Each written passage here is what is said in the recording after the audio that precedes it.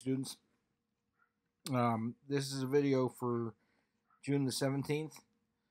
Um, we have already finished chapter 4. I apologize for not having those igneous rocks.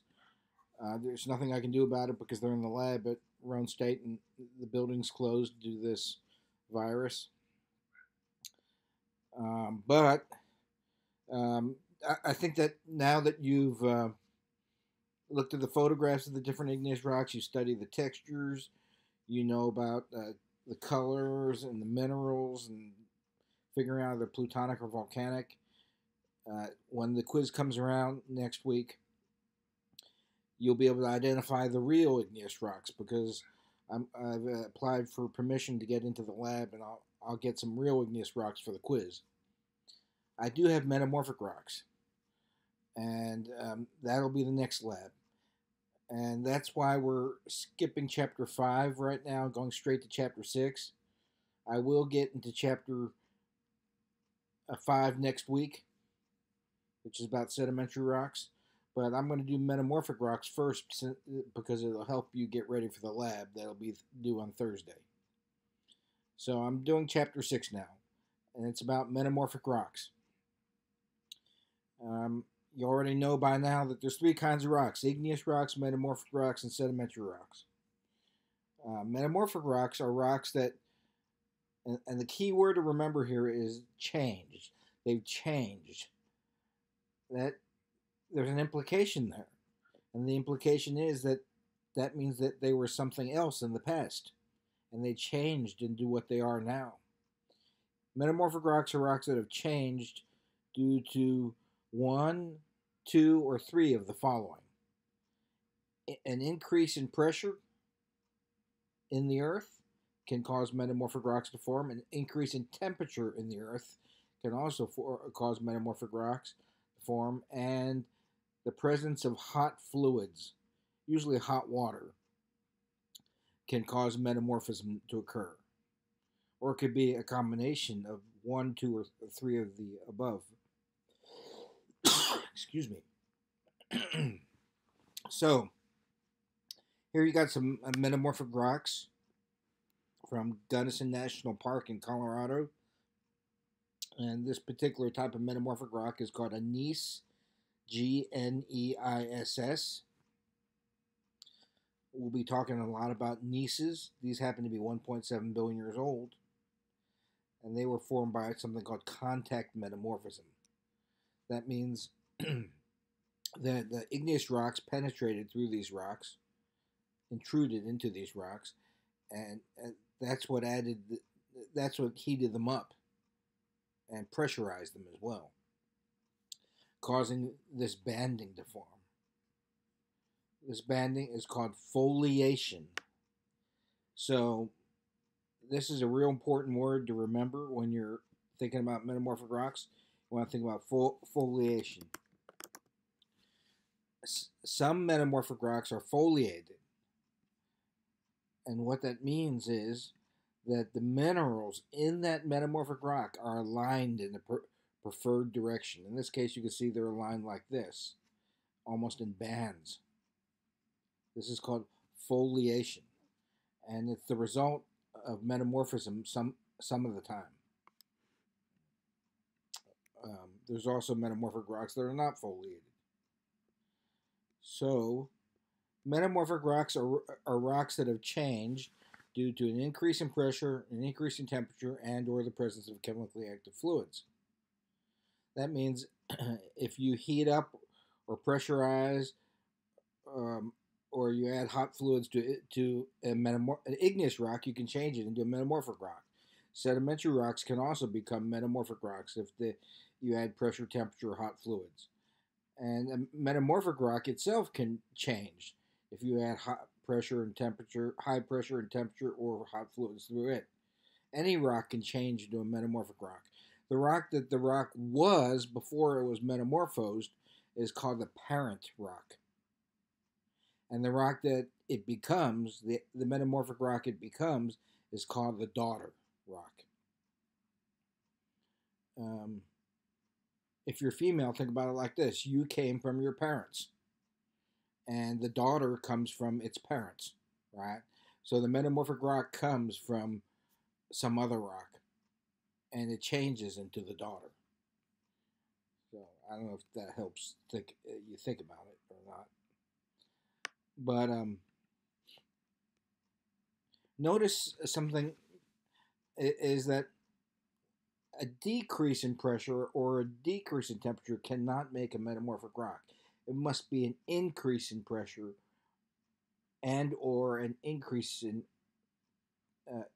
it must include an increase in temperature and or a increase in pressure and or the presence of hot fluids, which causes metamorphic rocks to form. And that causes the parent to change into something else. That's its daughter. Sometimes the daughter will be foliated, meaning the minerals will be aligned in a preferred direction. Sometimes the crystals will simply get larger, but the daughter's not the same as the parent. It's changed due to those metamorphic processes. Sometimes the chemistry of the rock will change as well. So what causes increased pressure in the earth? Well, I don't think back to physics when you took it in high school. What is pressure? Pressure is equal to force divided by unit area. In the United States, we use PSI, pounds per square inch. How many pounds of pressure are you putting on each square inch?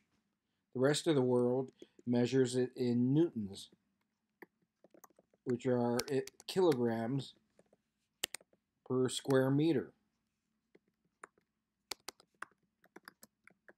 A square meter is a box 1 meter by 1 meter, which is 39 inches by 39 inches. And how many kilograms of pressure are you putting on the square meter? So if I wish I was standing in front of you instead of sitting on the sofa here in the classroom, because it'd be easier to show you. But here's a book here. See your lab manual here. And if I push down a little bit on this book, I'm putting a little bit of pressure on it. But if I push it really hard, I can cause the rock to bend, can't I? Well, that's what happens to rocks in the real world as well. If you put a little pressure on the rock, nothing's going to happen. But if you put a lot of pressure, you can cause that rock to bend or fold like this if you put a lot of pressure on it. Think about it like this. Imagine my hand here is on the surface of the earth, and as I go down here, I'm going deeper into the earth. If you have rocks that are down here miles deep underground, there's going to be pressure put on those rocks by the overlying rocks. Another way of saying it is, as you go deeper, when you go deep in the earth, that's when you're going to get metamorphic rocks. If pressure is involved, because that's where the pressure is going to be higher. That's what we call confining pressure. It's the pressure from above pushing down.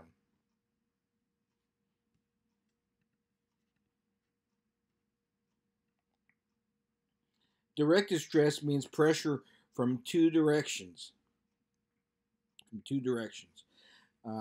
Let's say, take a look at this metamorphic rock here in this photograph. See how these pebbles are all aligned in the same direction? Do you think that this rock is foliated or non-foliated? It's foliated. And that, ladies and gentlemen, makes life easier for you when you do the Metamorphic Rocks lab. For sedimentary rocks, you had 3 textures: the tridal, chemical, and bioclastic. For igneous rocks, you had 5 textures: aphanitic, phaneritic, porphyritic, vesicular, and glassy. For metamorphic rocks, you only have 2 textures. So each time you pick up a metamorphic rock, you got to figure out what texture does it have. Is it foliated or is it not foliated? If it's foliated, that means the minerals are aligned in the same direction. Or here you can see the minerals, these pebbles have been stretched out and they're all in the same direction. So this is foliated. Since it has pebbles that are sort of been squeezed out like that, who do you think the parent of this rock is?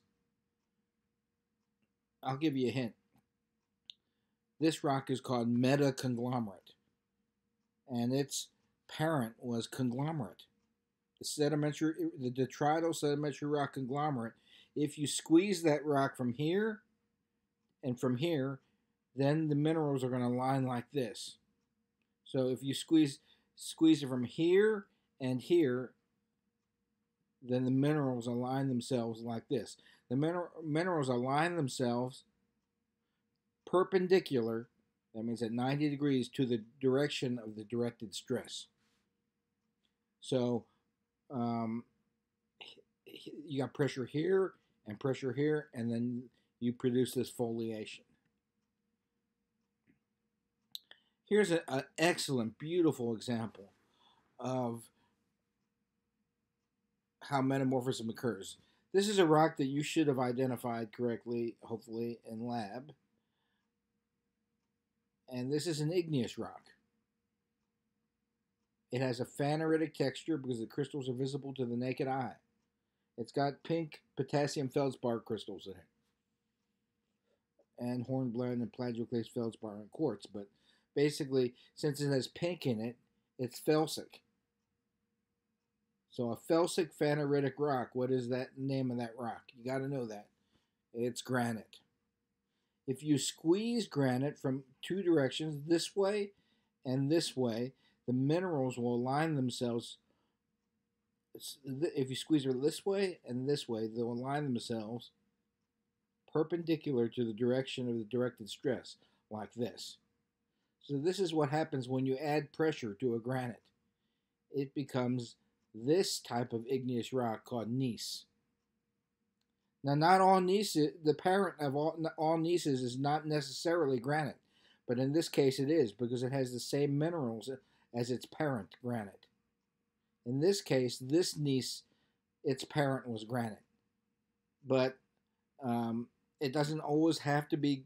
Gneiss is called the layer cake rock. It's got minerals aligned in layers like this. But let me show you what happens if another rock, such as diorite,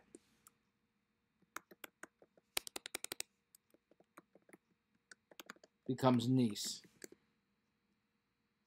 So diorite was a black and white igneous rock, you might recall, and it's going to produce a gneiss too, but it's different because it's only got the black and the white layers in it. It doesn't have the pink. In other words, diorite is going to produce a different looking gneiss. Lots of different rocks can produce gneiss. Your job is to figure out who is the parent of the gneiss if you're looking at a gneiss.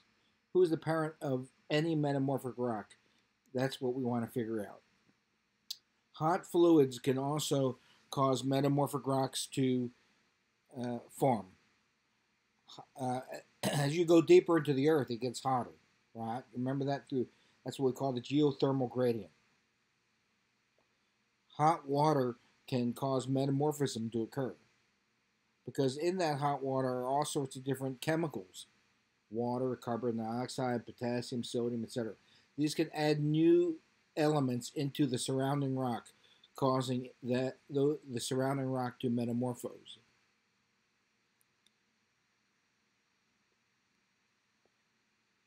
If you take historical geology, we talk a lot about these things. These are called black smokers, and they're found on the bottom of the sea floor, and we call them black smokers because you can see the black smoke coming out from the sea floor.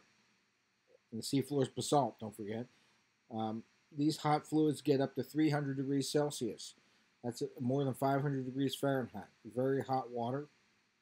Well, we get a lot of these metamorphic rocks that have been changed or altered by these hot fluids on the sea floor. And in these altered rocks often contain copper. So these are a good source of copper, which is real important to our economy. It's used in piping. It's used in electrical wiring. So they're a good source of copper.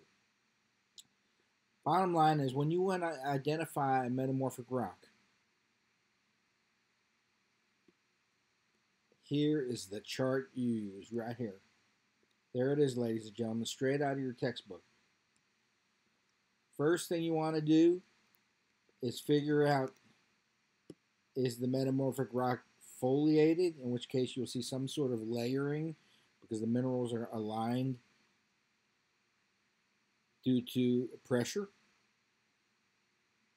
And that's a clue, isn't it? If pressure is not involved in metamorphism, you're not going to get a foliated metamorphic rock. So as soon as you see foliation, you know that pressure was involved in the metamorphism.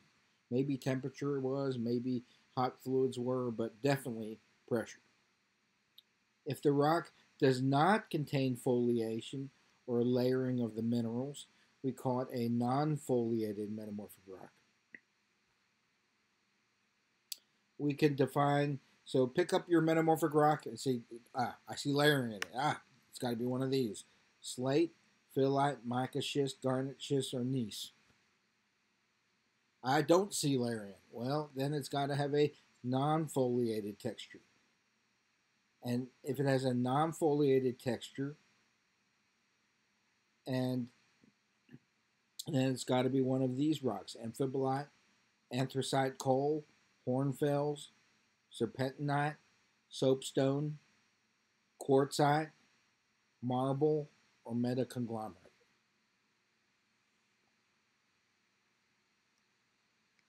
Don't try and just go on Google and look at pictures and try to figure out which rocks you're looking at.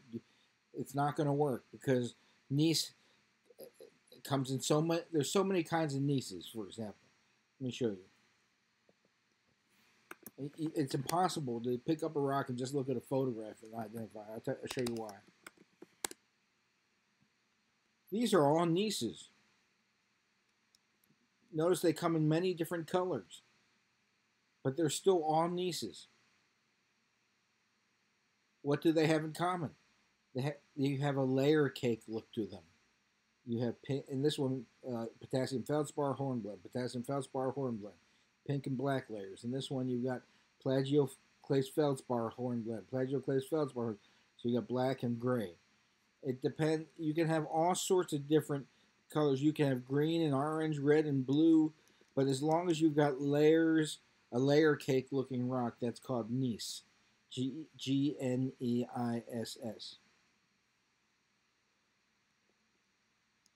So you got to read through these textural features here.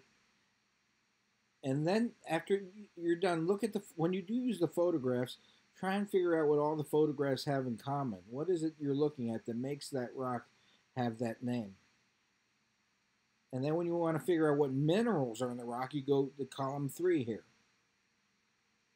So that's how we're going to do the Metamorphic Rocks lab, ladies and gentlemen. I'm going to go through these one at a time. Let's do the first one. So the first metamorphic rock on this chart is slate, S-L-A-T-E. And some of y'all have slate in your house. It's a good floor tile. I have it in my house. My son and I laid down slate around the wood stove. A lot of the houses in Oak Ridge have slate floors. Let's take a look at, you can buy it at Home Depot or Lowe's. And it looks like this. It's a very flat, strong rock. And you can buy it in all kinds of colors. Gray is a real popular one, but it doesn't have to be gray. It's a very strong, flat rock. Perfect for laying down tile. You can get it in 12 by 12 inch squares or 18 by 18 inch squares. And then you get, then you got to put your hardy backer board down. And then you got to get the cement and put it on with a trowel. You can watch how to do it on YouTube. And then you put the spacers in between. It really looks nice. It goes from $2 to $4 a square foot. But it's a much more classy look than linoleum or wood floors. in my opinion. And it's solid and strong, and it's fireproof. So it could lower your home insurance costs. But let's take a look at slate rock samples. Slate is a very flat looking rock. It doesn't have to be gray. You can see it comes in red, it comes in green. But it's a flat, strong rock. And it has foliation. Look at it from the side. See that? See how the minerals are layered? So slate is a foliated metamorphic rock. It's kind of dullish looking, but it's a wonderful floor tile. Think about it like that. We also use it to make pool tables. That's the first metamorphic rock, foliated metamorphic rock. You're going to need to know slate. Who's the parent of slate? Shale. Okay, let's take a look at the next metamorphic rock. Phyllite.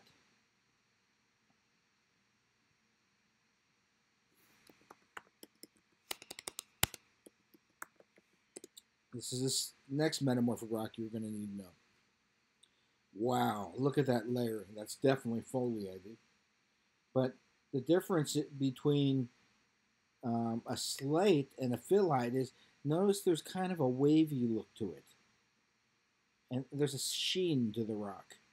There's a slight sheen to the rock. It's not as good as using it as a floor tile because of this. Look at how the foliation is wavy like this. This could break if you were to make tile out of it. But it's clearly foliated, and it's got a slight shine to it, which slate does not. And this is called phyllite. Who's its parent? It's either siltstone or shale.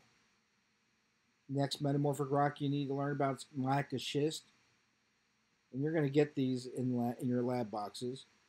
Let's take a look at mica schist. Mica is a flat mineral with one direction of cleavage. You saw some of these in your minerals boxes. You saw biotite, which is a black mica, and muscovite, which is a silver mica. But here's mica schist. And mica schists, look how shiny they are. So you see how shiny mica is? These flat flakes of mica in it. Some people call it a Christmas tree rock. It looks like the glitter that you see during Christmas time. Mica schist, it doesn't have to be black. It could be silver, it could be greenish, but it's got these shiny flakes in it. It's clearly foliated. You can see the layering in the mica schist. That's the third metamorphic rock. Fourth metamorphic rock is another type of schist, which is called garnet schist.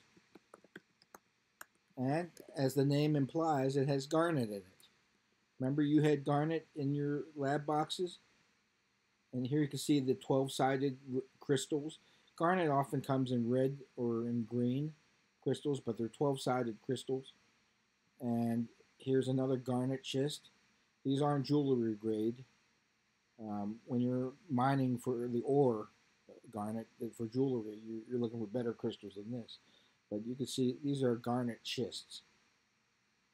Clearly they are foliated. You can see the foliation, the layering in it.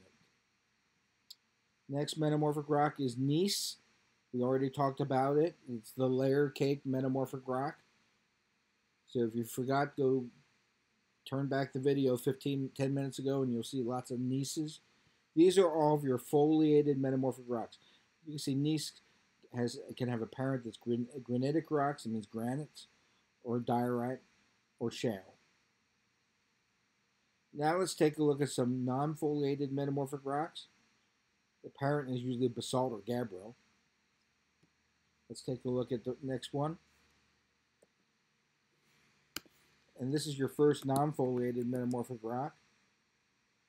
And it's called amphibolite. Amphibolite comes from basalt or gabbro, and you know that they're black in color, they're mafic. So amphibolite is going to have these large black crystals in it, or dark gray crystals in it. That's amphibolite. Dark because it's iron rich. Its parent was mafic, basalt or gabbro. Next one, you saw bituminous coal in your sedimentary rocks. So In your sedimentary rocks box, you saw bituminous coal, which is sedimentary. Don't confuse that with, I don't know why these shoes are there, but this is sedimentary coal, bituminous coal. 98% of the coal in the United States is sedimentary. It's bituminous coal. But 2% of the coal in the United States is what we call anthracite coal, which is metamorphic. So if you, who do you think is the parent of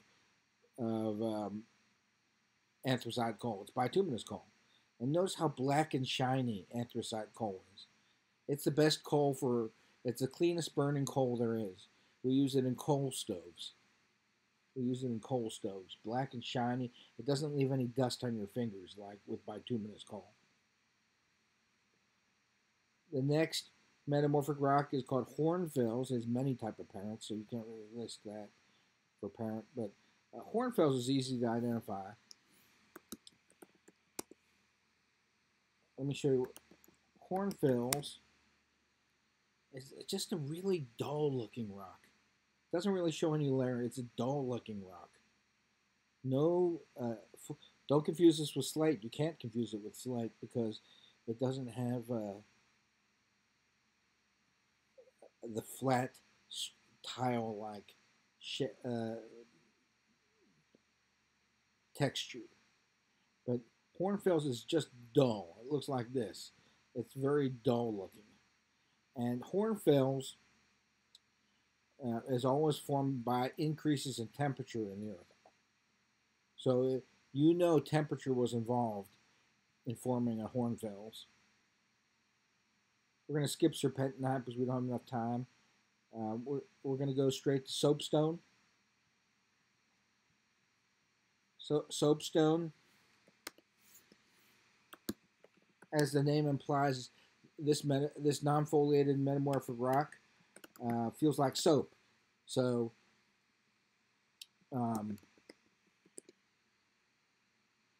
you got to touch the rocks. You can't just look at photographs to identify rocks. Okay, you can see that they sell soapstone.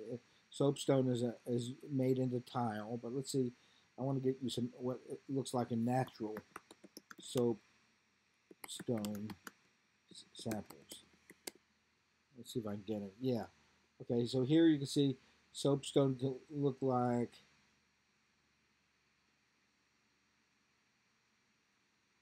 this. But feel the rock, and you'll know it's soapstone. Soapstone is made of the mineral talc, which has a hardness of 1. So you could scratch it with your fingernail, and you'll make a white powder. I don't know if any of you are moms or dads or have been moms or dads. I'm sure some of you are. But that's what baby powder is made of, talc. So you scratch soapstone and it makes a white powder. Who's its parent? Ultramafic igneous rocks, such as serpentinite. Next mineral we're going to look at is quartzite. And what kind of mineral do you think you're going to find in quartzite? Oh, by the way, soapstone is used to make high-end wood stoves as well. I mean, the real expensive wood stoves because it retains heat well. But let's take a look at quartzite.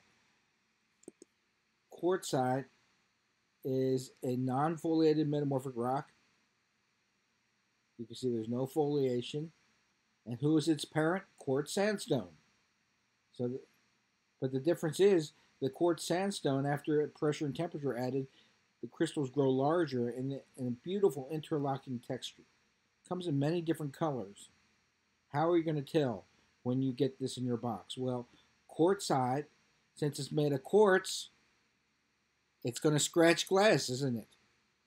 So quartzite is non-foliated with beautiful crystals in it, and it will scratch glass. Can't identify just on color, ladies and gentlemen. Don't try and Google and figure out these rocks. You have to do the tests. So it will scratch glass since it has quartz in it.